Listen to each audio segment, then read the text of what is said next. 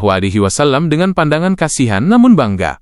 Ia memberikan sebuah nubuat, prediksi, tentang masa depan yang berat. Duhai, andai saja aku masih muda dan kuat saat ini. Duhai, andai saja aku masih hidup saat kaummu nanti mengusirmu. Nabi Muhammad SAW terkejut. Apakah mereka akan mengusirku? Tanya beliau. Beliau dicintai oleh kaumnya, dijuluki Al-Amin, tokoh yang dihormati. Bagaimana mungkin mereka akan mengusirnya? Waroko menjawab dengan pasti, Astrisia. Tidak ada seorang pun yang datang membawa ajaran seperti yang engkau bawa ini, kecuali pasti akan dimusuhi. Jika aku masih hidup saat hari itu tiba, aku pasti akan menolongmu dengan pertolongan yang kuat. Namun sayang, tak lama setelah itu Warokoh wafat. Ia tidak sempat melihat masa dakwah terang-terangan. Tapi kesaksiannya sudah cukup. Muhammad SAW pulang dengan hati yang jauh lebih tenang. Beliau kini tahu, beliau adalah Nabi terpilih. Tugas berat telah menanti di pundaknya. Iqra telah berkumandang. Cahaya Islam mulai menyala redup di sebuah rumah di Mekah, bersiap untuk menerangi dunia. Selesai episode 7. Terima kasih telah setia menyimak. Kita kini memasuki fase yang sangat intim dan mengharukan. Setelah guncangan wahyu pertama mereda, kini saatnya cahaya itu mulai dipancarkan. Bukan ke khalayak ramai, melainkan ke hati orang-orang terdekat, orang-orang yang paling mengenal kejujuran Muhammad SAW. Ini adalah episode 8. Episode 8, Wanita Pertama dan Laki-laki Pertama yang Beriman. Tema, Wahyu Kedua, Perintah Memberi Peringatan, dan Terbentuknya Lingkaran Cahaya Pertama. Bagian 1, Masa Kekosongan Wahyu, Fatrah Al-Wahyi. Setelah pertemuan dahsyat di Gua Hira, Malaikat Jibril tidak langsung datang kembali keesokan harinya. Ada jeda waktu yang cukup lama. Para ahli sejarah berbeda pendapat mengenai durasinya, ada yang mengatakan beberapa hari, ada yang bilang berbulan-bulan. Masa ini disebut Fatrah Al-Wahyi, masa kekosongan wahyu. Ini adalah masa ujian kerinduan bagi Nabi Muhammad SAW. Setelah merasakan kedekatan dengan langit, tiba-tiba hubungan itu senyap. Beliau sempat merasa sedih dan gelisah, khawatir jika Allah meninggalkannya atau marah kepadanya. Beliau sering berjalan menyusuri bukit-bukit Mekah, menatap langit, berharap sang pembawa pesan itu datang kembali. Rasa rindu dan cemas itu adalah bukti bahwa hati beliau telah terpaut sepenuhnya pada ilahi.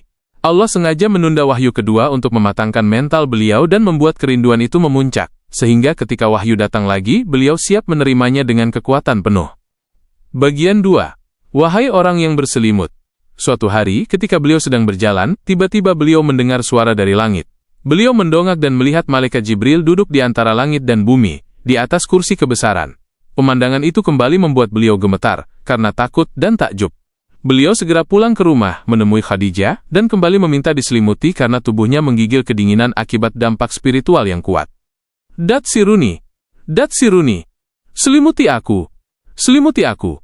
Saat beliau berbaring di bawah selimut itulah, Jibril menurunkan wahyu kedua. Wahyu ini bukan lagi perintah untuk membaca, belajar, melainkan perintah untuk bergerak, berdakwah. Ya ayyuhal muddathir. Kum fa'andir, wa rabbaka fakabbir, wa thiyabaka fatahhir. Wahai orang yang berkemul, berselimut, bangunlah, lalu berilah peringatan, dan Tuhanmu agungkanlah, dan pakaianmu bersihkanlah. QS Al-Muddathir 1-4. Ayat ini adalah tonggak perubahan status beliau. Dengan Iqra, wahyu pertama, beliau resmi menjadi nabi, untuk dirinya sendiri. Dengan Kum fa'andir, wahyu kedua, beliau resmi menjadi rasul, utusan untuk umat manusia. Perintahnya jelas, bangunlah, tidak ada lagi waktu untuk tidur nyenyak. Tugas raksasa telah menanti. Beliau harus memperingatkan manusia dari tidur panjang jahiliyah mereka. Bagian 3, Khadijah, sang pembenaran mutlak. Siapakah orang pertama yang beliau ajak? Tentu saja orang yang paling dekat hatinya, Khadijah binti Khuwailid. Sebenarnya, Khadijah sudah beriman sejak detik pertama suaminya pulang dari Gua Hira dengan ketakutan. Khadijah tidak butuh mukjizat pembelahan bulan atau tongkat menjadi ular untuk percaya. Bagi Khadijah, kejujuran suaminya selama puluhan tahun adalah mukjizat terbesar. Ketika Rasulullah SAW menyampaikan risalah Islam, Khadijah langsung bersyahadat.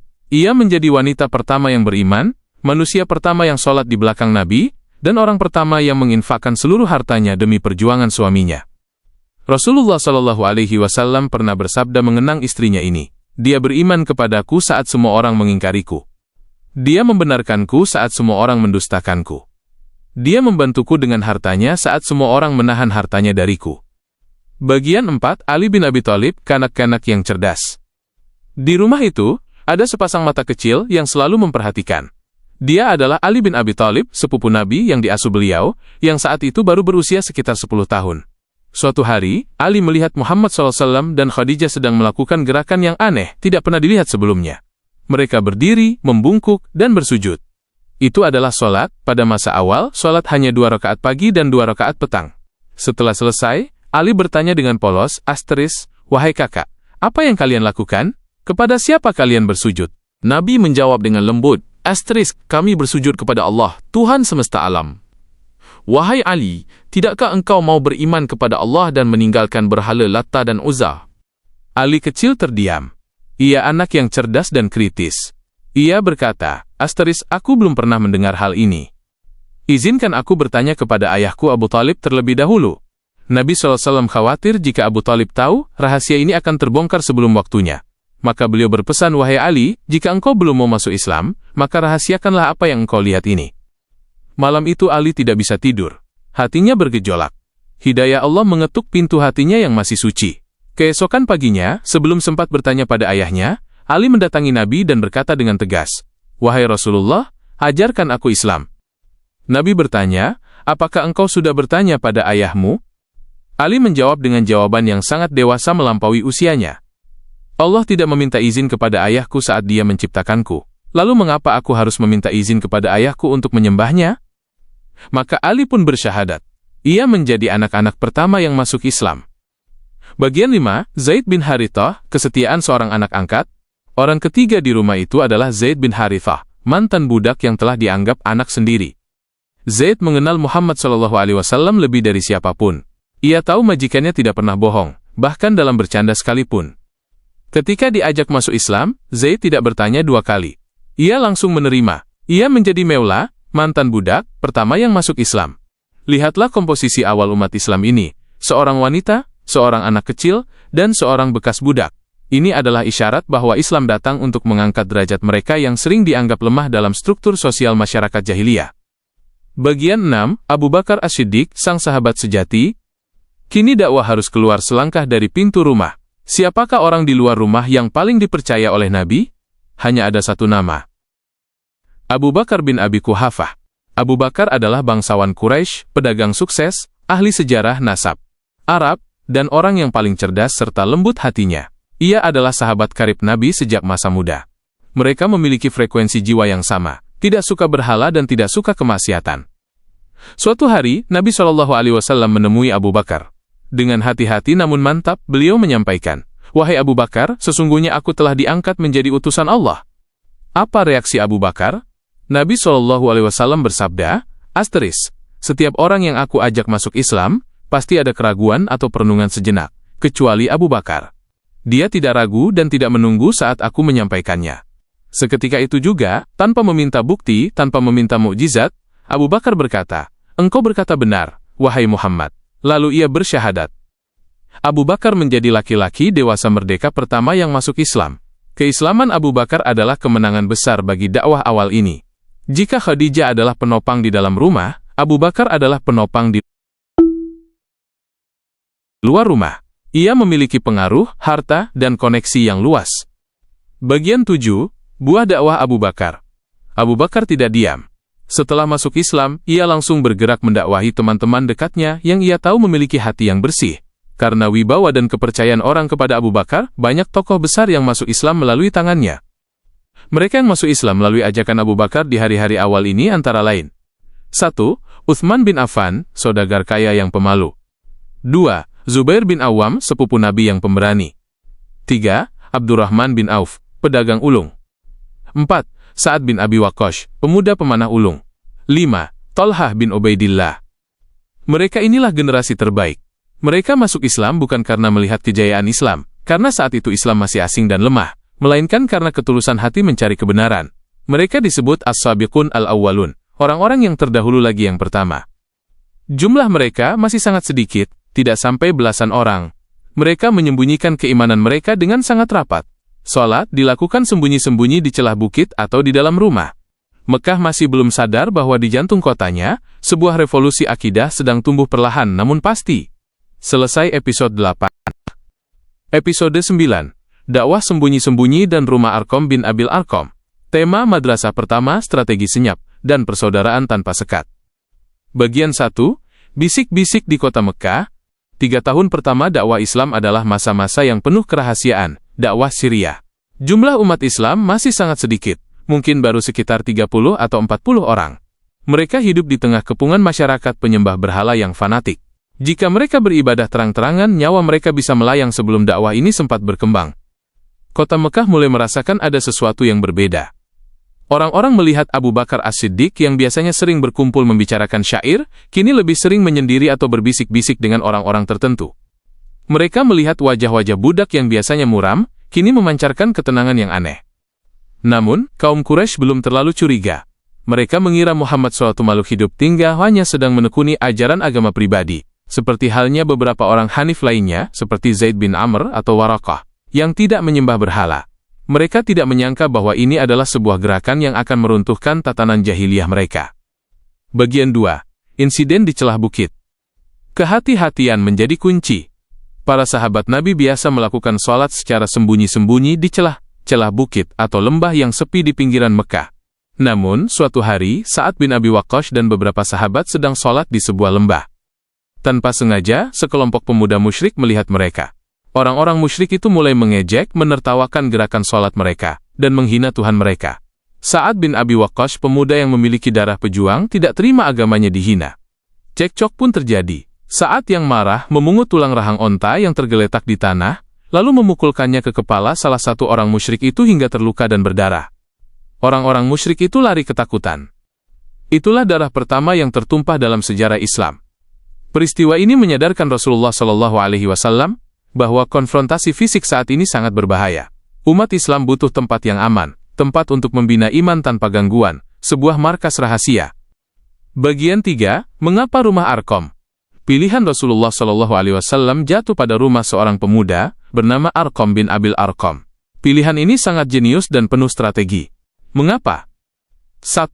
Lokasi. Rumah Arqam terletak di kaki Bukit Sofa.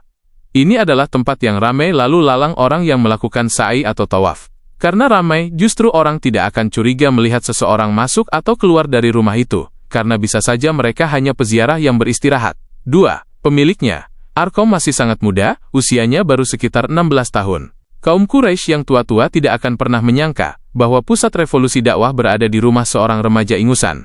3. Kabilah. Arqam berasal dari Bani Makhzum. Bani Makhzum adalah saingan berat Bani Hashim, keluarga Nabi, dalam perebutan kekuasaan. Tidak akan terlintas di benak intelijen Quraisy bahwa Muhammad dari Bani Hashim akan bersembunyi di jantung wilayah rivalnya, Bani Makhzum. Inilah kecerdasan Nabi. Beliau bukan hanya pemimpin spiritual, tapi juga ahli strategi yang ulung. Bagian 4. Suasana di dalam Darul Arqam. Mari kita bayangkan suasana di dalam rumah kecil itu. Di luar, matahari Mekah membakar dan kesombongan merajalela. Tapi begitu melangkah masuk ke Darul Arqam, suasana berubah drastis menjadi sejuk, damai, dan penuh cahaya. Di sanalah Rasulullah SAW duduk dikelilingi sahabat-sahabatnya. Beliau membacakan ayat-ayat Al-Quran yang baru turun. Suara beliau yang merdu dan penuh wibawa meresap ke dalam jiwa para pendengarnya. Di rumah inilah terjadi pemandangan yang paling dibenci oleh kaum bangsawan Quraisy, namun paling dicintai oleh Allah, persamaan derajat. Lihatlah siapa yang duduk di sana. Di satu sudut, duduk Abu Bakar As-Siddiq, bangsawan kaya raya saudagar terhormat. Tepat di sebelahnya, duduk Bilal bin Rabah, seorang budak berkulit hitam dari Ethiopia. Lutut mereka bersentuhan. Tidak ada rasa jijik, tidak ada rasa sombong. Di sisi lain, ada Utsman bin Affan yang tampan dan kaya, duduk bersama Abdullah bin Mas'ud, seorang penggembala kambing yang tubuhnya kurus kecil dan betisnya kecil. Ada Mus'ab bin Umair, pemuda paling necis dan wangi di Mekah, duduk bersama Khabbab bin Arath, pandai besi yang miskin. Di Darul Arqam, sekat-sekat kasta hancur lebur. Yang membedakan mereka hanyalah ketakwaan. Rasulullah SAW mengajarkan mereka bahwa Tuhan mereka satu, Bapa mereka satu, Adam, dan tidak ada kelebihan orang Arab atas non-Arab kecuali karena takwa. Ini adalah universitas Islam pertama. Kurikulumnya adalah Al-Quran. Tujuannya adalah tazkiyatun nafs, penyucian jiwa. Di sini, mereka ditempa menjadi baja. Akidah mereka dikuatkan, sebelum badai siksaan datang menerpa. Bagian 5. Masuknya Ammar dan Suhaib. Suatu sore, dua orang pria bertemu di depan pintu rumah Arkom. Mereka adalah Ammar bin Yasir, pemuda dari Yaman, dan Suhaib Ar-Rumi, pemuda Romawi yang sebenarnya orang Arab namun lama tinggal di Romawi. Mereka saling pandang dengan curiga. "Apa yang kau lakukan di sini?" tanya Ammar. "Kau sendiri apa yang kau inginkan?" balas Suhaib. Ammar berbisik pelan. "Aku ingin menemui Muhammad dan mendengarkan ucapannya." Suhaib tersenyum lega, "Aku juga menginginkan hal yang sama." Maka keduanya masuk bersama-sama menemui Rasulullah SAW. Di sore itulah, mereka berdua bersyahadat. Mereka keluar dari rumah itu dengan hati yang penuh cahaya, namun menyembunyikan keimanan itu rapat-rapat, karena mereka adalah orang-orang lemah yang tidak punya pelindung kabilah yang kuat. Bagian 6, Wahyu yang menggugah jiwa. Ayat-ayat yang turun pada fase Darul Arkom ini kebanyakan adalah ayat-ayat Makkiyah yang pendek-pendek, namun memiliki daya guncang yang dahsyat. Ayat-ayat tentang kiamat, neraka, surga, dan tauhid. Ketika Rasulullah SAW membacakan surah Al-Qari'ah atau At-Takatsur, para sahabat menangis terseduh-seduh. Mereka merasa seolah-olah neraka ada di depan mata mereka. Jiwa mereka terlepas dari cinta dunia. Bagi mereka, siksaan di dunia tidak ada artinya dibandingkan siksaan akhirat, dan nikmat dunia tidak ada harganya dibandingkan nikmat surga. Inilah rahasia kekuatan mereka. Darul Arkom tidak mencetak tentara yang kuat fisiknya, tapi mencetak manusia yang kuat mentalnya. Manusia yang tidak bisa dibeli dengan uang dan tidak bisa ditakut-takuti dengan pedang. Bagian 7, Akhir masa kerahasiaan. 3 tahun berlalu. Jumlah umat Islam bertambah perlahan hingga mencapai angka 40 orang. Menurut sebagian riwayat, angka ini genap setelah masuk Islamnya Umar bin Khattab, namun itu terjadi nanti. Fondasi mereka sudah kuat, mereka sudah siap menghadapi badai. Allah Subhanahu wa Ta'ala memandang bahwa benih ini sudah cukup kuat untuk ditanam di alam terbuka. Sudah saatnya suara kebenaran tidak lagi dibisikkan, melainkan diteriakkan. Maka, turunlah firman Allah yang memerintahkan untuk memecah keheningan itu. Fashda' bima tu'mar wa a'ridu 'anil musyrikin. Maka sampaikanlah secara terang-terangan segala apa yang diperintahkan kepadamu, dan berpalinglah dari orang-orang yang musyrik. QS Al-Hijr 94. Perintah ini bagaikan petir di siang bolong. Berdakwah terang-terangan berarti menantang seluruh Arab. Berdakwah terang-terangan berarti siap disiksa, diusir, bahkan dibunuh. Rasulullah SAW keluar dari Darul Arqam. Wajah beliau bersinar dengan tekad yang membaja. Masa persembunyian telah usai. Konfrontasi besar antara iman dan kekufuran akan segera dimulai. Selesai episode 9. Episode 10. Dakwah terang-terangan di Bukit Syafa. Tema, undangan kerabat, teriakan di puncak bukit, dan laknat bagi sang paman. Bagian 1, perintah untuk keluarga terdekat. Wahyu turun bertahap bagaikan air hujan. Sebelum Allah memerintahkan Nabi Muhammad SAW untuk berbicara kepada seluruh penduduk Mekah, Allah memerintahkan beliau untuk mengingatkan keluarga besarnya terlebih dahulu. Turunlah firman Allah, wa anzir ashiratakal aqrabin. Dan berilah peringatan kepada kerabatmu yang terdekat. QS Asy-Syu'ara 214. Ini adalah ujian psikologis yang berat. Berdakwah kepada orang asing mungkin sulit, tapi berdakwah kepada keluarga sendiri jauh lebih sulit. Mereka adalah orang-orang yang melihat kita tumbuh dari bayi, yang tahu masa kecil kita, dan seringkali merasa lebih tahu daripada kita. Namun, Nabi Muhammad SAW adalah hamba yang taat. Beliau memerintahkan sepupunya Ali bin Abi Thalib untuk menyiapkan jamuan makan. Wahai Ali, buatlah makanan dari 1 gantang gandum, masaklah 1 kaki kambing, dan siapkan 1 mangkuk besar susu. Ali pun menyiapkannya, lalu Nabi mengundang sekitar 40 orang tokoh dari Bani Hashim dan Bani Muthalib. Di sana hadir paman beliau, Abu Thalib, Hamzah, Abbas, dan juga Abu Lahab. Bagian 2. Mukjizat dalam mangkuk makanan. Ketika mereka berkumpul, makanan yang disajikan sebenarnya sangat sedikit untuk ukuran 40 orang laki-laki dewasa Arab yang biasa makan banyak. Namun, Nabi Muhammad SAW memegang makanan itu, menyebut nama Allah, dan mempersilahkan mereka makan. Keajaiban terjadi. Mereka semua makan sampai kenyang, minum susu sampai puas, namun makanan dan minuman itu seolah-olah tidak berkurang sama sekali, masih utuh seperti sedia kala. Ini adalah tanda kekuasaan Allah yang lembut, mencoba mengetuk hati mereka. Namun, sebelum Nabi sempat menyampaikan pesan dakwah, pamannya yang bernama Abu Lahab Abdul Uzza segera memotong pembicaraan dengan nada sinis. Sungguh kawan kalian ini telah menyihir kalian dengan makanan, teriaknya. Ia mengacaukan suasana hingga pertemuan bubar tanpa hasil. Nabi Muhammad SAW tidak menyerah. Beliau mengundang mereka lagi keesokan harinya.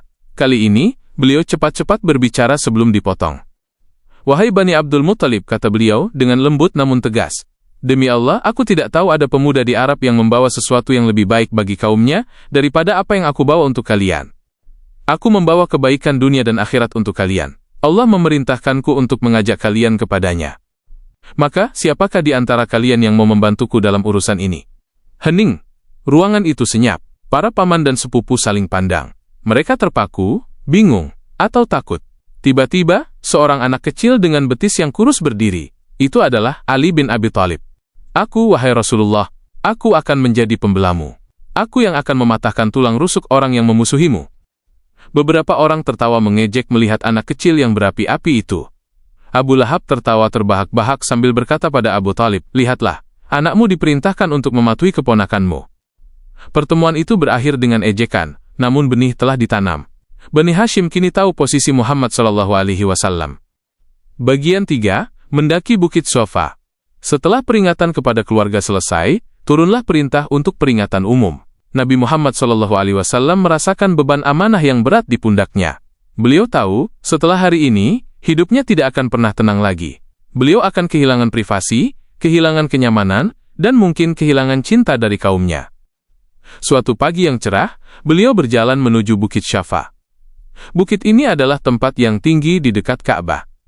Dulu, jika ada bahaya besar seperti serangan musuh yang akan menyerbu kota, pengintai akan naik ke bukit ini dan berteriak memberikan peringatan.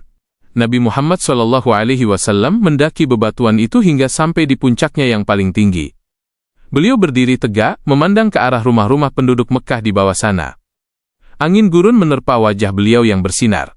Lalu, dengan suara lantang yang menggelegar, beliau berteriak memanggil sandi bahaya. "Ya Sabahah! Ya Sabahah! Duhai pagi yang bahaya, awas bahaya pagi." Suara itu menggema ke seluruh lembah Mekah. Orang-orang Quraisy terkejut. Siapa yang berteriak itu? Itu suara Muhammad bin Abdullah. Mereka pun berbondong-bondong keluar dari rumah. Pasar-pasar berhenti sejenak. Orang-orang berlarian menuju kaki Bukit Sofa. Mereka yang tidak bisa datang, mengirim utusan untuk melihat apa yang terjadi. Bagi mereka Muhammad adalah Al-Amin. Jika dia berteriak tanda bahaya, pasti ada sesuatu yang sangat gawat. Bagian 4. Pertanyaan jebakan yang cerdas. Ribuan orang berkumpul di kaki bukit, mendongak menatap Muhammad SAW yang berdiri sendirian di puncak. Suasana hening menanti kabar. Nabi Muhammad SAW memulai dengan sebuah pertanyaan retoris yang sangat cerdas. Beliau ingin mengunci pengakuan mereka akan kejujurannya terlebih dahulu. "Wahai kaum Quraisy," seru beliau, "apa pendapat kalian jika aku kabarkan bahwa di balik bukit ini ada pasukan berkuda musuh yang siap menyerang kalian? Apakah kalian akan mempercayaiku?" Serentak, tanpa ragu sedikit pun, massa di bawah menjawab bergemuruh. "Naam, kami tidak pernah mendapati engkau berdusta sedikit pun seumur hidupmu. Engkau adalah Al-Amin." Pengakuan itu telah terucap. Mereka sendiri yang bersaksi bahwa Muhammad SAW adalah orang paling jujur. Maka, secara logika, beliau tidak mungkin berbohong tentang hal yang lebih besar. Bagian 5. Proklamasi besar. Setelah mendapatkan legitimasi itu, Nabi Muhammad SAW langsung masuk ke inti pesan. Suaranya berubah menjadi peringatan yang tajam dan penuh kasih sayang, seperti seorang ayah yang melihat anaknya bermain di tepi jurang api. "Jika demikian, maka sesungguhnya aku adalah pemberi peringatan nadhir kepada kalian tentang azab yang sangat pedih yang ada di hadapanku." Beliau memanggil kabilah itu satu persatu. "Wahai Bani Ka'ab bin Lu'ai, selamatkanlah diri kalian dari api neraka. Wahai Bani Abdul Manaf, selamatkanlah diri kalian dari api neraka. Wahai Bani Hashim, selamatkanlah diri kalian dari api neraka. Wahai Fatimah binti Muhammad, mintalah harta kepadaku sesukamu, tapi aku tidak bisa menyelamatkanmu sedikit pun dari azab Allah." Beliau menegaskan bahwa nasab, keturunan, tidak akan menolong mereka di hadapan Allah, kecuali iman. Beliau mengajak mereka meninggalkan berhala dan menyembah Allah yang Esa. Bagian 6. Laknat Abu Lahab. Mendengar seruan itu, wajah orang-orang Quraisy berubah. Mereka kira ada serangan musuh fisik, ternyata hanya masalah agama. Mereka merasa tertipu, namun mereka diam karena segan. Namun, ada satu orang yang wajahnya memerah padam karena marah. Dia adalah paman beliau sendiri, Abu Lahab. Orang yang sama yang dulu begitu gembira menyambut kelahiran Muhammad kecil, kini menjadi musuh yang paling benci. Di tengah keheningan masa, Abu Lahab berteriak kasar sambil menunjuk-nunjuk Nabi. Tabban laka ya Muhammad, alihada jama'tana, celakalah engkau wahai Muhammad. Apakah hanya untuk urusan remeh ini engkau mengumpulkan kami? Kata tabban adalah doa keburukan yang sangat kasar, artinya binasalah, atau merugilah. Abu Lahab mempermalukan keponakannya di depan umum. Ia memungut batu hendak melempar, membuat kerumunan bubar dengan perasaan campur aduk. Hati Nabi Muhammad SAW tentu terluka. Paman yang seharusnya membelanya, justru menjadi orang pertama yang melaknatnya di depan publik. Bagian 7, Pembelaan dari Langit, Surah Al-Lahab. Nabi Muhammad SAW diam. Beliau tidak membalas makian pamannya. Beliau memiliki akhlak yang terlalu mulia untuk berbalas pantun makian. Namun Allah Subhanahu wa Ta'ala tidak diam. Kekasihnya disakiti, maka Allah sendiri yang menjawab ucapan Abu Lahab. Jibril turun membawa wahyu yang akan dibaca oleh miliaran manusia hingga hari kiamat sebagai balasan abadi. Tabbat yada Abi Lahab wa tab. Binasalah kedua tangan Abu Lahab dan sesungguhnya dia akan binasa. QS. Al-Lahab 1. Allah membalikkan doa buruk itu. Jika Abu Lahab berkata tabban laka, celakalah engkau Muhammad, Allah menjawab, tabbat yada Abi Lahab, celakalah kedua tangan Abu Lahab. Surat ini adalah mukjizat agung. Mengapa? Karena surat ini turun saat Abu Lahab masih hidup dan segar bugar. Surat ini memvonis bahwa Abu Lahab akan masuk neraka. Sayasla naran dzata lahab. Padahal, banyak tokoh Quraisy lain yang awalnya memusuhi Nabi, seperti Abu Sufyan atau Khalid bin Walid, akhirnya masuk Islam. Tetapi Abu Lahab, sampai mati dia tidak pernah masuk Islam. Seandainya Abu Lahab mau berpura-pura masuk Islam saja, dia bisa membuktikan bahwa Al-Quran salah. Tapi Allah Maha tahu bahwa hati Abu Lahab sudah terkunci mati. Vonis itu akurat 100%. Bagian 8, Garis batas telah ditarik. Hari itu, di Bukit Syafa, garis batas telah ditarik dengan tegas. Tidak ada lagi abu-abu, dakwah telah sampai ke telinga setiap penduduk Mekah.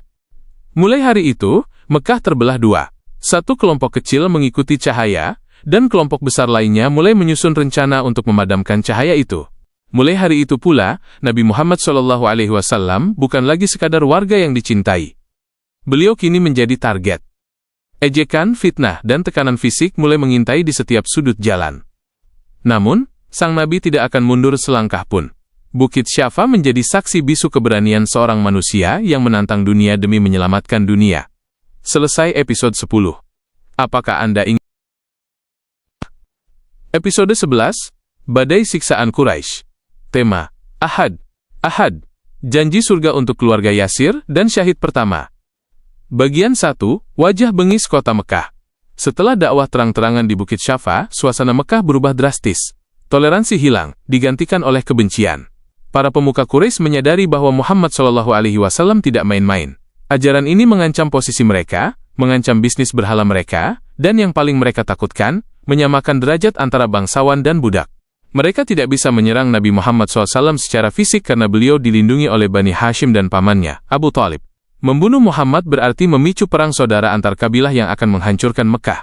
Maka, mereka melampiaskan kemarahan kepada sasaran yang empuk. Kaum lemah, du'afa. Para budak, orang miskin dan pendatang yang tidak memiliki kabilah pelindung. Perintah dari markas besar kekafiran, Darun Nadwah, turun asteris. Setiap kabilah harus menyiksa anggotanya sendiri yang masuk Islam. Siksa mereka sampai murtad atau mati. Maka dimulailah pesta penyiksaan itu. Mekah yang suci berubah menjadi penjara terbuka yang penuh jeritan kesakitan. Bagian 2, Bilal bin Robah dan batu padang pasir. Mari kita lihat ke arah padang pasir yang membara di siang hari bolong. Di sana, seorang budak berkulit hitam dari Ethiopia bernama Bilal bin Robah sedang meregang nyawa. Majikannya, Umayyah bin Khalaf, adalah salah satu tokoh Quraisy yang paling kejam. Umayyah menyeret Bilal ke tengah gurun saat matahari tepat di atas kepala. Pasir itu begitu panas hingga bisa mematangkan daging. Umayyah menelentangkan Bilal di atas pasir panas itu, lalu memerintahkan beberapa orang untuk mengangkat sebuah batu besar yang sangat berat. Batu itu dijatuhkan tepat di atas dada Bilal. Napasnya sesak, tulang rusuknya serasa remuk, punggungnya melepuh terbakar pasir. Umayyah berteriak, asteris demi Lata dan Uzza. Engkau akan tetap seperti ini sampai engkau mati atau engkau mengingkari Muhammad dan kembali menyembah Lata dan Uzza. Dalam kondisi di ambang kematian itu, Bilal tidak berteriak minta tolong. Ia juga tidak memohon ampun.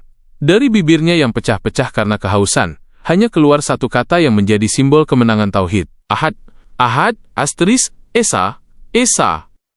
Kata itu bagaikan cambuk yang memukul balik jiwa Umayyah. Semakin Bilal disiksa, semakin kuat imannya. Umayyah yang lelah menyiksa, bukan Bilal yang lelah beriman. Bilal telah menemukan kemerdekaan jiwa, meski tubuhnya masih diperbudak. Bagian 3, transaksi paling menguntungkan. Abu Bakar As-Siddiq lewat dan melihat pemandangan mengerikan itu. Hatinya teriris. Ia mendatangi Umayyah bin Khalaf. "Apakah engkau tidak takut kepada Allah menyiksa orang miskin ini?" tegur Abu Bakar. Umayyah menjawab sinis. "Engkau yang merusaknya dengan ajaran Islam, maka engkau yang harus menyelamatkannya. Belilah dia kalau kau mau." Umayyah mematok harga yang sangat tinggi, 9 uqiyah emas, harga yang tidak masuk akal untuk seorang budak saat itu. Ia berpikir Abu Bakar akan mundur. Tapi tanpa menawar, Abu Bakar langsung membayarnya. Umayyah tertawa mengejek sambil menerima emas itu. "Wahai Abu Bakar, sungguh bodoh engkau. Demi Tuhan, seandainya engkau menawar sampai 1 uqiyah pun, aku akan tetap menjualnya." Abu Bakar membalas dengan tenang namun menohok. "Demi Allah, seandainya engkau menjualnya dengan harga 100 uqiyah pun, aku akan tetap membelinya." Seketika itu juga, Abu Bakar memerdekakan Bilal. "Dia saudaraku," kata Abu Bakar. Bilal bangkit dari pasir panas itu sebagai manusia merdeka, yang kelak kakinya akan menapak di atas Ka'bah untuk mengumandangkan adzan pertama. Bagian 4, keluarga Yasir dan janji surga. Pindah ke sudut lain kota Mekah, ada pemandangan yang tak kalah memilukan. Keluarga Yasir. Mereka adalah keluarga kecil yang bahagia, namun miskin. Ayahnya Yasir, ibunya Sumayyah binti Khayyat, dan anaknya Ammar bin Yasir. Mereka disiksa oleh Fir'aun umat ini, yaitu Abu Jahal. Keluarga ini diseret ke padang pasir. Mereka dipukuli, dijemur, dan tidak diberi minum. Abu Jahal menggunakan segala cara, cambuk, besi panas, hingga menenggelamkan kepala mereka ke dalam air sampai hampir mati lemas. Suatu hari, Rasulullah SAW lewat di tempat penyiksaan itu. Hati beliau hancur berkeping-keping. Beliau ingin menolong, tapi saat itu beliau tidak punya kekuatan fisik atau pasukan untuk melawan Abu Jahal. Beliau hanya bisa menatap mereka dengan mata basah. Nabi Muhammad suatu makhluk hidup tinggal memberikan satu-satunya hal yang bisa beliau berikan saat itu. Sebuah janji abadi. Beliau bersabda dengan suara bergetar. "Ishbiru ya a'ala Yasir, fa inna mau'idakumul jannah." Bersabarlah, wahai keluarga Yasir. Sesungguhnya tempat yang dijanjikan untuk kalian adalah surga. Mendengar janji itu, rasa sakit di tubuh Yasir dan Sumayyah seolah sirna. Surga? Janji dari Al-Amin? Itu sudah cukup. Biarlah tubuh ini hancur, asalkan surga menanti. Bagian 5, syahidah pertama dalam Islam. Puncak kekejaman terjadi pada Sumayyah. Ia adalah wanita tua yang lemah secara fisik. Abu Jahal berdiri di hadapannya, mencaci maki dengan kata-kata kotor, memaksanya mencela Nabi Muhammad. Namun, Sumayyah justru meludahi wajah Abu Jahal. Ia berkata tegas, "Aku bersaksi tiada Tuhan selain Allah dan Muhammad utusan Allah." Harga diri Abu Jahal terluka parah dilawan oleh seorang wanita tua budak. Syaitan menguasai dirinya. Abu Jahal mengambil tombak, lalu dengan keji ia menusukkannya ke bagian kemaluan Sumayyah hingga tembus ke punggung. Darah segar membasahi pasir Mekah. Tubuh tua itu ambruk. Jiwa suci Sumayyah terbang ke langit disambut oleh para malaikat. Sumayyah binti Khayyat. Catatlah nama ini, dialah manusia pertama, laki-laki atau perempuan, yang mati syahid demi Islam. Darah pertamanya menjadi pondasi kokoh bangunan umat ini. Islam tidak dibangun di atas kemewahan, tapi di atas darah para syuhada. Tak lama kemudian, suaminya Yasir juga meninggal akibat siksaan yang tak tertahankan. Tinggallah Ammar bin Yasir sendirian, yatim piatu, menyaksikan kedua orang tuanya dibunuh di depan matanya. Bagian 6. Besi panas Khabbab bin Arats. Kisah lain datang dari Khabbab bin Arats, seorang pandai besi. Ia menjadi budak dari seorang wanita musyrik yang kejam bernama Ummu Anmar. Ketika tahu Khabbab masuk Islam, Ummu Anmar dan saudaranya menyiksa Khabbab dengan cara yang mengerikan. Mereka mengambil besi atau batu bara yang sedang membara dari tungku pembakaran besi milik Khabbab sendiri. Lalu, mereka menelentangkan Khabbab di atas bara api itu tanpa alas baju. Punggung Khabbab langsung bersentuhan dengan bara merah. Orang-orang musyrik itu menginjak dada Khabbab agar punggungnya menekan bara api itu. Khabbab bercerita kelak, "Demi Allah, tidak ada yang memadamkan bara api itu kecuali lemak yang meleleh dari punggungku." Bertahun-tahun kemudian, saat Umar bin Khattab menjadi khalifah, ia meminta Khabbab memperlihatkan punggungnya. Ketika Khabbab membuka bajunya, Umar menangis dan berkata, "Aku tidak pernah melihat punggung manusia rusak seperti ini." Daging punggungnya berlubang-lubang bekas luka bakar yang tak pernah hilang. Bagian 7. Mengapa mereka bertahan? Mungkin kita bertanya, mengapa mereka bertahan? Mengapa tidak pura-pura murtad saja? Jawabannya adalah manisnya iman, halawatul iman. Ketika iman sudah masuk ke relung hati, rasanya lebih manis daripada madu, dan rasa sakit fisik menjadi tidak berarti. Mereka telah melihat cahaya kebenaran, dan mereka tidak mau kembali ke kegelapan, meskipun harus dibayar dengan nyawa. Para sahabat Nabi ini bukan orang-orang nekat. Mereka adalah orang-orang yang telah jatuh cinta kepada Allah dan Rasul-Nya dengan cinta yang sebenar-benarnya. Siksaan Quraisy ini, alih-alih memadamkan api Islam, justru membuatnya berkobar makin besar. Keteguhan Bilal, Sumayyah, dan Khabbab menjadi inspirasi diam-diam bagi banyak orang Quraisy lainnya. Agama apa ini? Mengapa mereka rela mati demi agama ini? Pertanyaan itu mulai menghantui hati orang-orang yang masih punya nurani, termasuk dua orang jagoan Mekah, yang kelak akan kita ceritakan, Hamzah dan Umar. Selesai episode 11. Episode 12, Hijrah pertama ke Habasyah, Ethiopia. Tema, pelarian di tengah malam, keadilan Raja Kristen, dan air mata di Istana Najasyi. Bagian 1. Perintah untuk menyelamatkan iman. Mekah semakin membara. Hari demi hari, jeritan para sahabat yang disiksa semakin menyayat hati Rasulullah SAW.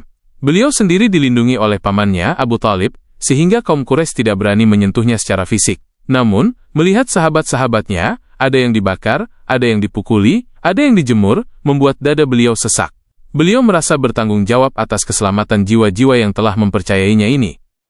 Pada pertengahan tahun kelima kenabian, sekitar tahun 615 Masehi, Rasulullah SAW memanggil para sahabatnya dengan diam-diam. Dengan tatapan mata yang penuh kasih dan kekhawatiran, beliau memberikan sebuah solusi yang berat namun penting, hijrah, berpindah tempat. Beliau bersabda dengan lembut, seandainya kalian pergi ke negeri Habasyah, Ethiopia, sesungguhnya di sana ada seorang raja yang tidak akan ada seorang pun yang dizolimi di sisinya. Negeri itu adalah negeri yang jujur dan benar, tinggallah di sana hingga Allah memberikan jalan keluar bagi kesulitan yang kalian alami ini. Habasyah adalah negeri Kristen yang taat. Rajanya bergelar Najasyi, Negus, yang bernama asli Ashamah. Rasulullah SAW belum pernah bertemu dengannya, namun cahaya kenabian memberitahu beliau bahwa di sana ada keadilan. Bagian 2. Menyelinap di kepekatan malam. Perintah itu dilaksanakan dengan sangat hati-hati. Ini adalah operasi rahasia. Jika Quraisy tahu umat Islam hendak kabur, mereka pasti akan menangkap dan memenjarakan mereka semua. Rombongan pertama yang berangkat sangat kecil, terdiri dari 12 laki-laki dan 4 wanita. Di antara mereka, ada putri kesayangan Nabi, Ruqayyah binti Muhammad, bersama suaminya yang mulia, Utsman bin Affan. Mereka mengendap-endap keluar dari Mekah di tengah malam buta, menyusuri jalan-jalan tikus menuju pelabuhan Su'aibah di tepi Laut Merah. Jantung mereka berdegup kencang, takut ketahuan patroli Quraisy. Allah Subhanahu wa Ta'ala menolong mereka. Sesampainya di pantai, kebetulan ada 2 kapal dagang yang hendak berlayar menuju Habasyah. Mereka segera naik dan berlayar. Ketika kaum Quraisy menyadari hilangnya mereka dan mengejar ke pantai, kapal itu sudah menjadi titik kecil di cakrawala. Kaum muslimin selamat. Melihat keberhasilan rombongan pertama, rombongan kedua menyusul dalam jumlah yang lebih besar. Kali ini dipimpin oleh sepupu Nabi yang gagah berani dan fasih lidahnya, Ja'far bin Abi Thalib, kakak dari Ali bin Abi Thalib. Total kaum muslimin yang hijrah mencapai sekitar 83 laki-laki dan 18 wanita. Bagian 3, kedamaian yang asing. Sesampainya di Habasyah, mereka merasakan udara kebebasan yang belum pernah mereka rasakan sebelumnya. Najasyi menyambut mereka dengan baik dan membiarkan mereka tinggal di negerinya, tanpa diganggu. Untuk pertama kalinya, mereka bisa sholat tanpa takut dilempar batu. Mereka bisa membaca Al-Quran dengan suara keras tanpa takut dicekik. Mereka beribadah kepada Allah dengan tenang, meskipun berada di negeri asing yang bahasanya berbeda. Habasyah menjadi rumah kedua yang damai. Bagian 4. Siasat licik Quraisy. Namun, kedamaian itu tidak berlangsung lama. Berita bahwa kaum muslimin hidup nyaman di Habasyah sampai ke telinga para pemuka Quraisy di Mekah. Mereka murka. Bagi mereka, pelarian ini adalah penghinaan. Mereka takut jika kaum muslimin menyusun kekuatan di sana dan menyerang balik. Maka, Darun Nadwah memutuskan untuk mengirim 2 diplomat paling cerdik dan paling pandai bicara di Mekah saat itu, Amr bin As dan Abdullah bin Abi Rabi'ah. Saat itu Amr bin As belum masuk Islam, dia adalah musuh yang cerdas. Mereka dibekali dengan hadiah-hadiah mewah, kulit-kulit hewan yang indah, perhiasan, dan barang berharga lainnya. Strategi mereka licik, suap para jenderal Najasyi terlebih dahulu, baru menghadap raja. Sesampainya di istana Habasyah, Amr bin As memberikan hadiah kepada para panglima perang dan pendeta istana. Ia membisikkan hasutan. Sesungguhnya telah datang ke negeri kalian orang-orang bodoh dari kalangan kami. Mereka memecah belah agama kami, dan mereka juga tidak masuk ke dalam agama kalian. Mereka membawa agama baru yang aneh. Jika nanti kami menghadap raja, tolong dukung kami agar raja mengusir mereka pulang. Para jenderal yang sudah menerima hadiah itu mengangguk setuju. Bagian 5. Sidang pengadilan di istana. Hari penentuan tiba. Amr bin Ash menghadap Raja Najasyi yang duduk di singgasananya dengan wibawa. Di sekelilingnya berdiri para uskup dengan kitab-kitab terbuka. Amr bin Ash berkata dengan sangat sopan, "Wahai paduka raja, sesungguhnya ada sekelompok pemuda bodoh dari kaum kami yang melarikan diri ke negeri Paduka. Mereka telah meninggalkan agama nenek moyang kami, namun mereka tidak mau masuk ke agama Paduka. Mereka membuat agama baru yang kami dan Paduka tidak mengenalnya. Kami diutus oleh para pemuka kaum kami, bapak-bapak dan paman-paman mereka, untuk meminta Paduka mengembalikan mereka kepada kami." Para jenderal di sekitar raja langsung menimpali, "Benar, wahai Paduka. Sebaiknya mereka dikembalikan ke kaumnya. Kaumnya lebih tahu cara mendidik mereka." Najasyi adalah raja yang bijaksana dan teliti. Ia tidak mau memutuskan perkara hanya dengan mendengar satu pihak. Ia berkata dengan tegas, "Demi Tuhan, tidak. Aku tidak akan menyerahkan mereka kepada siapapun sebelum aku memanggil mereka dan bertanya apa yang sebenarnya terjadi." Maka dipanggillah kaum muslimin ke istana. Bagian 6. Pidato Ja'far bin Abi Thalib. Kaum muslimin datang dengan perasaan cemas. Mereka tahu Amr bin As adalah orang yang licin lidahnya. Siapakah yang akan bicara mewakili mereka? Sepakatlah mereka menunjuk Ja'far bin Abi Thalib. Saat masuk ke ruang sidang, kaum muslimin hanya mengucapkan salam, "Assalamualaikum," tetapi mereka tidak bersujud kepada raja sebagaimana adat istiadat di sana.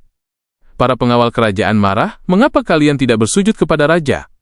Ja'far menjawab dengan tenang, "Kami tidak bersujud kecuali kepada Allah." Raja Najasyi yang tertarik melihat keteguhan prinsip ini bertanya, "Wahai kalian, agama apa ini yang membuat kalian memisahkan diri dari kaum kalian, tapi tidak juga masuk ke agamaku?"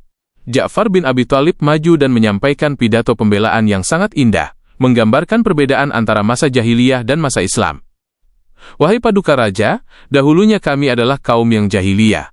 Kami menyembah berhala, memakan bangkai, melakukan perbuatan keji, memutus tali silaturahmi, berbuat buruk pada tetangga, dan yang kuat di antara kami menindas yang lemah. Kami terus dalam keadaan itu hingga Allah mengutus kepada kami seorang Rasul dari kalangan kami sendiri. Kami mengenal nasabnya, kejujurannya, amanahnya, dan kesucian dirinya. Ia mengajak kami untuk mengesahkan Allah dan menyembahnya semata, serta meninggalkan batu dan berhala yang dulu kami dan nenek moyang kami sembah. Ia memerintahkan kami untuk berkata jujur, menunaikan amanah, menyambung silaturahmi, berbuat baik pada tetangga, serta menahan diri dari hal-hal yang haram dan pertumpahan darah. Maka kami pun membenarkannya dan beriman kepadanya. Karena itulah kaum kami memusuhi kami, menyiksa kami, dan berusaha memaksa kami kembali menyembah berhala. Ketika mereka menindas kami dan mempersempit hidup kami, kami pun keluar menuju negerimu, memilihmu daripada raja-raja yang lain, dengan harapan kami tidak akan dizalimi di sisimu, wahai paduka raja." Kata-kata Ja'far mengalir tulus, menggambarkan transformasi moral yang dibawa Islam. Raja Najasyi terdiam, tersentuh oleh penjelasan itu. Bagian 7. Air mata Najasyi dan surah Maryam. Najasyi kemudian bertanya, "Apakah engkau membawa sesuatu dari wahyu yang dibawa Rasulmu itu?" Ja'far menjawab, "Ya, bacakanlah untukku," pinta Najasyi. Dalam suasana hening itu, Ja'far memilih ayat yang sangat tepat. Ia tidak membaca ayat tentang perang atau hukum, melainkan ia membaca permulaan surah Maryam yang menceritakan kisah Bunda Maria, Maryam, dan kelahiran Nabi Isa Yesus alaihissalam. Ja'far melantunkan ayat-ayat suci itu dengan suara yang merdu dan penuh penghayatan. Kaf, Ain, Syad, Dzikru rahmati rabbika abdahu Zakaria, hingga sampai pada kisah Maryam yang menyendiri, didatangi malaikat, dan melahirkan Isa. Mendengar ayat itu diterjemahkan, Raja Najasyi menangis. Air matanya mengalir deras membasahi janggutnya. Para uskup di sekelilingnya juga menangis hingga membasahi kitab-kitab mereka. Mereka mengenali kebenaran kisah itu sama seperti yang ada dalam ajaran murni mereka. Najasyi berkata, "Sesungguhnya ajaran ini dan ajaran yang dibawa oleh Isa bin Maryam benar-benar keluar dari sumber cahaya yang sama, Mishkat Wahidah." Lalu Najasyi menoleh kepada Amr bin Ash dan berkata tegas, "Pergilah kalian berdua. Demi Tuhan, aku tidak akan menyerahkan mereka kepada kalian selamanya." Bagian 8. Serangan terakhir Amr bin Ash. Amr bin Ash pulang dengan perasaan dongkol. Namun, otaknya yang cerdik tidak berhenti berputar. Besoknya, ia kembali menghadap raja dengan tuduhan baru yang lebih berat. "Wahai Paduka," kata Amr asteris, "sesungguhnya mereka mengatakan sesuatu yang sangat lancang tentang Isa bin Maryam. Tanyakanlah kepada mereka apa pendapat mereka tentang Isa. Ini adalah jebakan maut. Jika kaum muslimin menjawab Isa adalah Tuhan, itu bohong menurut Islam. Jika menjawab Isa adalah manusia biasa, Raja Kristen itu bisa tersinggung dan marah." Kaum muslimin kembali dipanggil. Mereka ketakutan. Apa yang harus dijawab? Ja'far menegaskan, "Kita akan menjawab sesuai apa yang diajarkan Nabi kita, apapun risikonya." Ketika Najasyi bertanya, "Apa kata kalian tentang Isa bin Maryam?" Ja'far menjawab dengan lantang dan jujur, "Kami katakan tentang dia sebagaimana yang diajarkan Nabi kami, bahwa Isa adalah hamba Allah, utusannya, ruhnya, dan kalimatnya yang disampaikan kepada Maryam, perawan yang suci." Najasyi mendengarkan, lalu ia memungut sebatang ranting kecil dari tanah. Ia berkata, "Demi Allah, Isa bin Maryam tidaklah berbeda dari apa yang kau katakan, meski hanya seukuran ranting ini." Para jenderal dan pendeta di sekitar mendengus tidak setuju, karena berbeda dengan doktrin mereka, tapi Najasyi tetap pada pendiriannya. Ia telah mengenali kebenaran. Najasyi berkata kepada kaum muslimin, asteris, "Pergilah, kalian aman di negeriku.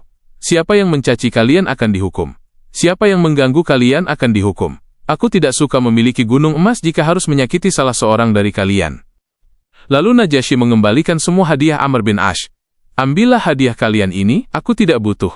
Demi Allah, Allah tidak mengambil suap dariku ketika dia mengembalikan kerajaanku, maka aku pun tidak akan mengambil suap dalam hukumnya." Bagian 9. Kemenangan diplomasi Islam. Amr bin As dan Abdullah bin Abi Rabi'ah pulang ke Mekah dengan tangan hampa dan wajah tertunduk malu. Misi mereka gagal total. Sementara itu, kaum muslimin hidup tenang di Habasyah di bawah perlindungan raja yang adil. Peristiwa ini bukan hanya tentang pelarian fisik, tapi kemenangan diplomasi pertama umat Islam. Ja'far bin Abi Thalib telah menunjukkan bahwa Islam adalah agama yang rasional, menghormati nabi-nabi terdahulu, dan mampu berdialog dengan peradaban lain. Namun, di Mekah, kegagalan ini membuat kemarahan Quraisy semakin menjadi-jadi. Mereka merasa dipermalukan di dunia internasional. Api dendam itu akan membakar lebih panas, dan sasarannya kali ini bukan lagi budak yang lemah, melainkan sosok-sosok raksasa yang akan segera masuk Islam. Selesai episode 12. Episode 13. Masuk Islamnya Hamzah dan Umar bin Khattab, kekuatan baru. Tema, Singa Allah Mengaum, Hidayah di Ujung Pedang, dan Pawai Kemenangan Pertama. Bagian 1. Doa Rasulullah yang menembus langit. Melihat umat Islam yang tertindas, terjepit di antara siksaan fisik dan isolasi sosial, Rasulullah SAW pernah memanjatkan sebuah doa khusus. Beliau melihat dua sosok raksasa di Mekah, yang sangat berpengaruh dan ditakuti. Jika salah satu dari mereka masuk Islam, niscaya dakwah ini akan mendapatkan perlindungan yang kuat. Beliau berdoa, "Ya Allah, muliakanlah Islam dengan salah satu dari dua orang yang paling engkau cintai, Umar bin Khattab atau Abu Jahal, Amr bin Hisham." Allah Subhanahu wa Ta'ala mendengar doa itu dan memilih yang terbaik hatinya, yaitu Umar bin Khattab. Namun, sebelum Umar datang, Allah terlebih dahulu mengirimkan singanya, Hamzah bin Abdul Muthalib. Bagian 2. Kemarahan sang paman Hamzah. Hamzah bin Abdul Muthalib adalah paman Nabi yang sebaya, saudara sepersusuannya, dan dikenal sebagai pemuda Quraisy yang paling kuat, jago memanah, dan hobi berburu. Selama ini, Hamzah bersikap netral. Ia sibuk dengan hobinya berburu di gurun, dan tidak terlalu peduli dengan konflik agama yang dibawa keponakannya. Suatu hari, Rasulullah SAW sedang duduk di dekat Bukit Syafa. Tiba-tiba Abu Jahal lewat. Melihat Nabi yang sendirian, Abu Jahal melampiaskan kebenciannya. Ia mencaci maki Nabi dengan kata-kata yang sangat kotor, menghina nasabnya, dan menyakiti hatinya.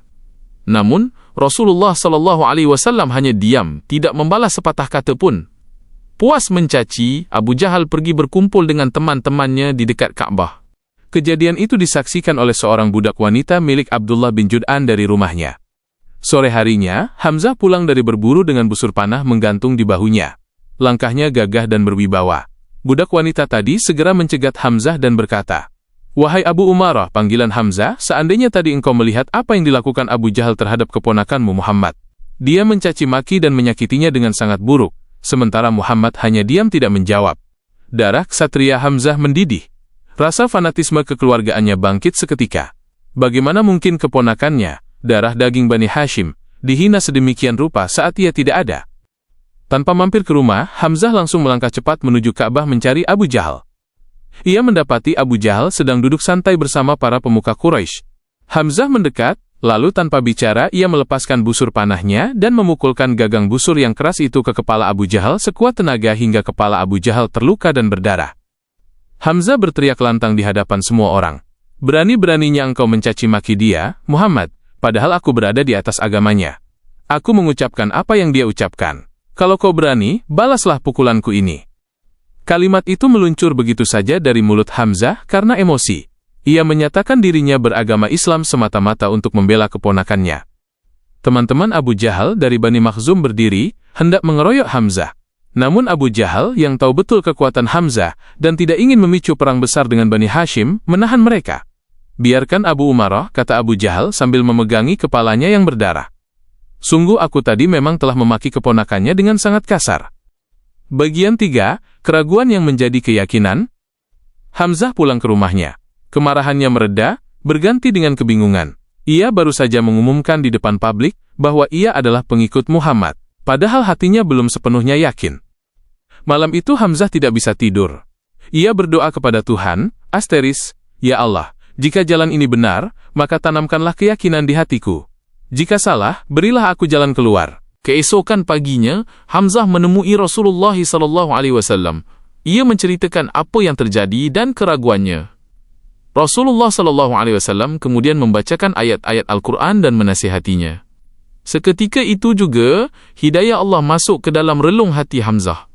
Keraguan itu sirna. Ia bersyahadat dengan mantap. Hamzah, sang singa pemburu singa, kini menjadi singa Allah. Masuk Islamnya Hamzah membuat kaum Quraisy mulai berpikir 2 kali untuk menyakiti Nabi secara fisik. Bagian 4, Umar dan pedang terhunus. Namun, ancaman belum berakhir. Di sisi lain kota, Umar bin Khattab sedang dalam puncak kemarahannya. Umar adalah sosok yang keras, tegas, berbadan besar, dan sangat ditakuti. Ia merasa Muhammad SAW adalah sumber perpecahan di Mekah. Suami istri bercerai, anak dan orang tua bermusuhan, semua gara-gara ajaran baru ini. Umar mengambil keputusan nekat. "Aku harus membunuh Muhammad untuk mengakhiri semua kekacauan ini." Dengan pedang terhunus di tangan, Umar berjalan membelah kota Mekah di siang hari bolong. Wajahnya merah padam, matanya menyala-nyala. Siapapun yang melihatnya pasti menyingkir ketakutan. Di tengah jalan, Umar bertemu dengan Nu'aim bin Abdullah, Muslim yang menyembunyikan keislamannya. Nu'aim kaget melihat Umar. "Hendak ke mana engkau, wahai Umar?" "Aku hendak membunuh Muhammad. Orang yang telah memecah belah Quraisy dan membodoh-bodohkan Tuhan kita," jawab Umar beringas. Nu'aim panik. Ia harus mengalihkan perhatian Umar dari Rasulullah. "Wahai Umar, apakah engkau pikir Bani Hashim akan membiarkanmu berjalan di muka bumi jika engkau membunuh Muhammad? Sebaiknya engkau urusi dulu keluargamu sendiri," kata Nu'aim. Umar terkejut. "Keluargaku? Siapa?" "Adikmu, Fatimah binti Khattab, dan suaminya Sa'id bin Zaid. Demi Allah, mereka berdua telah masuk Islam dan mengikut ajaran Muhammad," ungkap Nu'aim. Berubah sasaran, Umar langsung berbalik arah menuju rumah adiknya dengan amarah yang semakin memuncak. Bagian 5, Hidayah di lembaran Taha. Di rumah Fatimah binti Khattab, mereka sedang belajar Al-Quran dibimbing oleh sahabat bernama Khabbab bin Aras. Mereka sedang membaca lembaran surah Taha. Mendengar gedoran pintu dan suara Umar yang menggelegar, Khabbab segera bersembunyi di dalam kamar. Fatimah menyembunyikan lembaran Al-Quran di balik bajunya. Umar mendobrak masuk. "Apa suara gumam-gumam yang aku dengar tadi?" bentaknya. "Tidak ada apa-apa, kami hanya berbincang biasa," jawab mereka ketakutan. "Jangan bohong. Aku sudah dengar kabar bahwa kalian telah mengikuti ajaran Muhammad." Umar langsung menerjang iparnya, Sa'id bin Zaid, dan memukulinya hingga jatuh. Fatimah berusaha melerai dan melindungi suaminya, namun Umar yang sedang kalap menampar wajah adiknya hingga berdarah. Melihat darah mengalir di wajah adiknya, hati Umar tiba-tiba terhenyak. Rasa sesal menyelinap. Bagaimanapun, itu adalah adik perempuannya. Fatimah yang terluka justru bangkit dengan berani dan berkata, "Wahai Umar, memang benar kami telah masuk Islam dan beriman kepada Allah dan Rasul-Nya. Lakukanlah apa yang kau mau." Keberanian dan keteguhan adiknya membuat Umar luluh. Amarahnya surut. Ia duduk dan berkata lebih tenang, "Berikan lembaran yang kalian baca tadi. Aku ingin melihat apa yang dibawa Muhammad." Fatimah menjawab, "Engkau najis, karena musyrik, dan Al-Quran ini tidak boleh disentuh kecuali oleh orang yang suci." Mandilah dulu. Umar menurut. Ia mandi, lalu mengambil lembaran itu. Umar adalah orang yang cerdas dan pandai sastra. Ketika ia mulai membaca, matanya terbelalak. Taha, kami tidak menurunkan Al-Quran ini kepadamu agar kamu menjadi susah. QS, Taha, 1-2. Ia terus membaca hingga ayat ke-14. Sungguhnya aku ini adalah Allah, tidak ada Tuhan selain aku, maka sembahlah aku, dan dirikanlah sholat untuk mengingatku. Tulang-tulang Umar terasa lemas. Keindahan bahasa dan keagungan makna ayat ini meruntuhkan benteng kekufurannya. Ia berkata lirih, alangkah indahnya perkataan ini. Tunjukkan aku di mana Muhammad. Khabbab bin Arats yang mendengar perubahan nada bicara Umar keluar dari persembunyiannya sambil bertakbir, Allahu Akbar. Wahai Umar, aku berharap doa Rasulullah pada hari Kamis lalu dikabulkan untukmu. Bagian 6, pertemuan di Darul Arqam. Umar pun berjalan menuju rumah Arqam bin Abil Arqam, tempat Rasulullah SAW, dan para sahabat berkumpul. Pedangnya masih tersandar di pinggangnya, namun niatnya telah berubah. Sesampainya di sana, ia mengetuk pintu. Salah seorang sahabat mengintip dari celah pintu dan gemetar ketakutan. Ya Rasulullah, ada Umar bin Khattab dengan pedang terhunus. Semua orang di dalam ruangan tegang. Namun Hamzah bin Abdul Muthalib yang juga ada di sana berkata tenang, izinkan dia masuk. Jika dia datang dengan niat baik, kita sambut. Jika dia datang dengan niat buruk, aku akan bunuh dia dengan pedangnya sendiri. Pintu dibuka. Umar masuk. Rasulullah SAW bangkit menyongsongnya. Beliau memegang ujung baju Umar dan menariknya dengan kuat sambil bersabda, Wahai Ibnu Khattab, belumkah tiba saatnya engkau berhenti memusuhi Islam? Atau engkau menunggu sampai Allah menimpakan bencana kepadamu? Umar jatuh bersimpuh. Dengan suara bergetar, ia mengucapkan kalimat yang mengguncang langit-langit Darul Arqam. Aku bersaksi bahwa tiada Tuhan selain Allah, dan engkau adalah utusan Allah. Seketika itu juga, seluruh sahabat di dalam rumah berteriak, Allahu Akbar, begitu keras hingga suaranya terdengar sampai ke Masjidil Haram. Kegembiraan mereka meluap-luap. Dua doa Nabi telah terkabul. Hamzah dan Umar, dua sayap kekuatan, kini telah bersama Islam. Bagian 7, Al-Faruq, Sang Pembeda. Keislaman Umar berbeda dengan yang lain. Jika yang lain menyembunyikan keislamannya, Umar justru ingin mengumumkannya. Umar bertanya kepada Nabi, Wahai Rasulullah, bukankah kita berada di atas kebenaran, mati ataupun hidup? Nabi menjawab, benar, demi Allah. Umar berkata lagi, lalu kenapa kita harus sembunyi-sembunyi? Demi zat yang mengutusmu dengan kebenaran, kita harus keluar. Maka hari itu juga, terjadilah peristiwa bersejarah.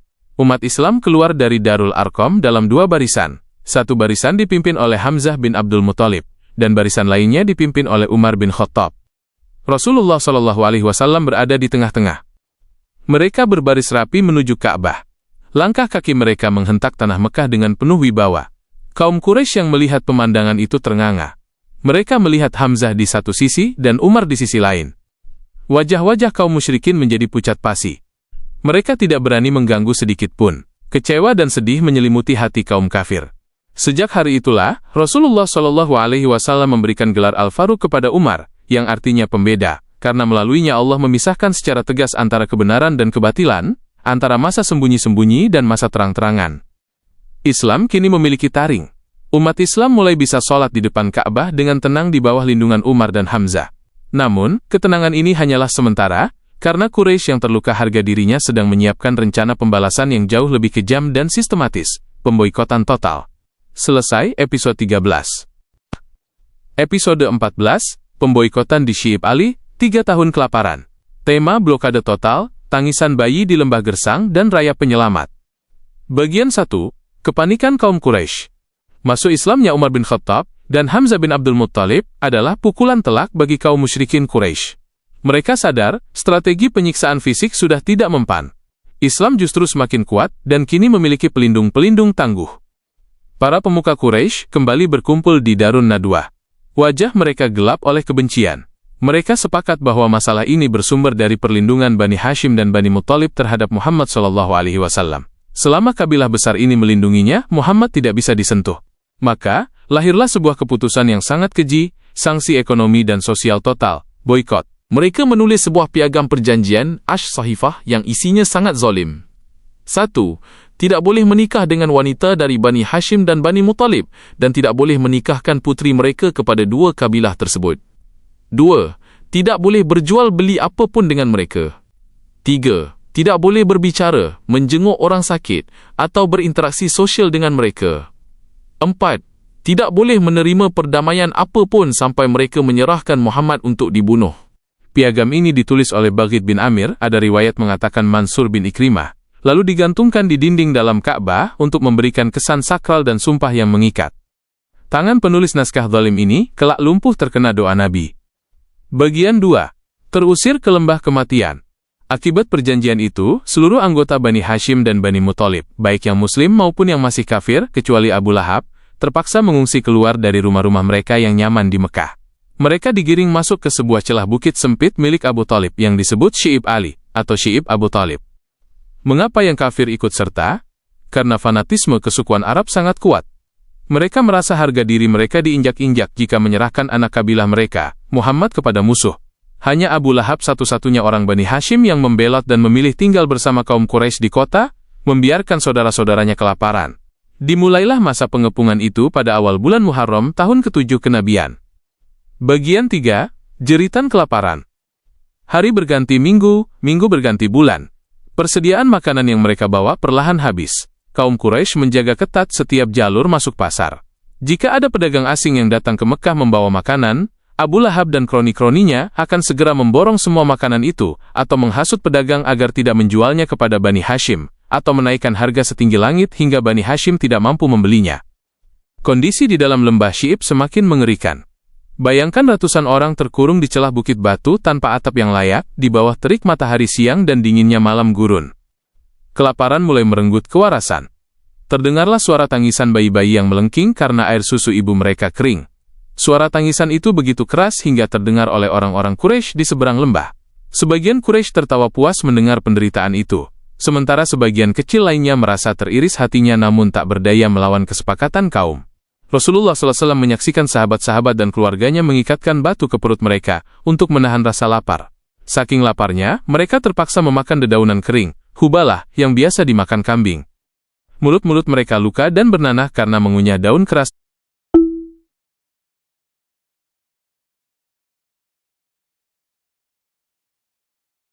dan duri. Bahkan, ada riwayat yang menyebutkan, jika mereka menemukan selembar kulit hewan yang sudah kering dan keras di tanah, mereka akan memungutnya, membakarnya, lalu menumbuknya dan memakannya dengan air sekadar untuk mengganjal perut. Bagian 4. Ketegaran Khadijah dan Abu Thalib. Di masa sulit ini, dua sosok pelindung Nabi menunjukkan pengorbanan yang tak terlukiskan. Khadijah binti Khuwailid, wanita terkaya di Mekah itu, kini hidup dalam kemiskinan ekstrim di lembah tersebut. Seluruh hartanya habis terkuras untuk membiayai perjuangan dan membeli makanan dengan harga selangit demi memberi makan umat Islam. Tubuhnya yang mulai menua menjadi kurus kering, kesehatannya menurun drastis. Namun, tidak satu detik pun ia mengeluh kepada suaminya. Ia tetap menjadi tiang sandaran yang kokoh bagi Nabi Muhammad SAW. Sementara itu, Abu Thalib, sang paman yang sudah tua renta, usia 80-an tahun, tidak pernah tidur nyenyak. Setiap malam, ia khawatir ada pembunuh bayaran yang menyusup ke lembah. Saat orang-orang hendak tidur, Abu Thalib akan menyuruh Nabi Muhammad SAW tidur di tempat tidurnya yang biasa agar dilihat orang. Namun, begitu semua orang terlelap, Abu Thalib akan membangunkan Nabi dan menyuruhnya pindah ke tempat tidur salah satu anak Abu Thalib, biasanya Ali. Abu Thalib rela mengorbankan anak kandungnya sendiri menjadi sasaran pembunuhan demi menyelamatkan anak saudaranya. Cinta macam apa ini jika bukan cinta yang tulus?